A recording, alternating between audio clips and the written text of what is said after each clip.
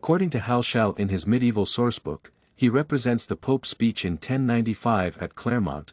Urban had an appeal to a crusade where he addressed to the Christians, the church leaders and members from all walks of life. During his speech, Urban addressed his audience as he delivered what was important speech of the Middle Ages, started the Crusades by appealing to all European Christians to battle Muslims to repossess the Holy Land. Current Middle East, the ancient Holy Land became a source of heated disagreement for European Christians. Halsall stated that Christians conducted pilgrimages to the cradle of their faith since the 6th century. Still, when the invaders, Turks, conquered Jerusalem, Christians were denied entry, but when the Turks conquered Jerusalem, they denied Christians access to the Holy City. On the Turks' attempt to overrun the Byzantine Empire and take Constantinople, its emperor, Alexius I, specifically requested help from Urban. This was after several appeals. It occurred at a crucial point in Urban's career.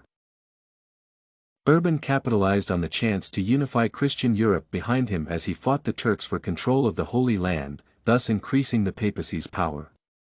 According to Halsall, Urban told his audience that this war was necessary because the Muslims had declared war against the European Christians. They were responsible for the harm and pain imposed on Christians through the murder of men, rape on women, demolishing churches, and defiling their altars. In conclusion of the papal power during the Middle Ages is that these sources have shown that by the 11th century, the Pope, top Catholic Church leadership had the authority to decide who would be king in several locations and could organize an army to conduct wars. For decades after that, secular elites and the Church fought for dominance in Western Europe.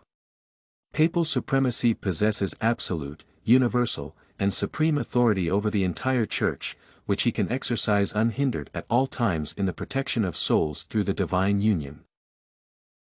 The versions represented in the messages of Urban's speech had a significant impact on the Christians. The address inspired them and altered history by starting the First Crusade to reclaim Jerusalem from Muslim Turks invaders. Most European Christians were inspired by Urban's sermon to go on perilous trips and fight in the crusade. I think the primary reasons they were motivated and convinced to fight were as follows. First, they believed it was their noble Christian obligation. Pope Urban guaranteed them forgiveness for their sins, and they felt obliged to protect Christianity, their sacred land, and other Christians. The Pope told the populace that if you are obstructed by love for parents, children, or wife, to recall what the Lord teaches in the Gospel and urges them to fight and follow the will of God as scripted in the Holy Book. Through these messages, Christians learned of the harm the Turks imposed on Christians and their churches by demolishing and defiling altars of the churches, inflicting pain through torture and murder of the Christian men, and raping their women. Finally, the messages were significant as they were for the unity purpose of the Christians. In summary, the Pope's appeal to his audience, Christians, to prevent the Turks from invading their holy land and inflicting pain through torture and rape of their women was a call to fight for their rights against the ungodly.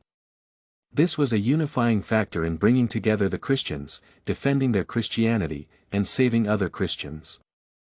Nonetheless, the transcripts of Urban's speech indicated that he was more concerned with freeing Jerusalem than with Constantinople. Study Corgi can help you make your studies smarter. Visit studycorgi.com for more samples like this, study tips, and writing tools.